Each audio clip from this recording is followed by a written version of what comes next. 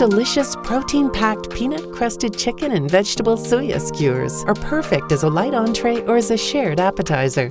We'll get started by preparing our West African suya spice mix. In a bowl, add the ground peanuts, cayenne, pimenton, ground ginger, nutmeg, garlic powder, ground cloves, cinnamon, and salt. Set aside.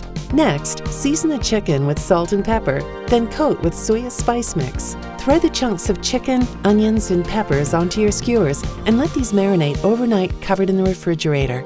Now we'll make our peanut cilantro relish. In a small bowl, combine garlic, ginger, cumin, chili paste, a pinch of salt, and oil. Stir in green onions, cilantro, and peanuts. Adjust the seasoning with salt and pepper and lime juice. This dish really shows the versatility of peanuts because we're using them in our spice mix and to make our relish. When you're ready to serve, preheat or grill. Take the skewers out of the fridge and leave them to sit at room temperature for a few minutes. Drizzle oil on the skewers. Grill the skewers until the chicken is cooked through and the vegetables are slightly charred.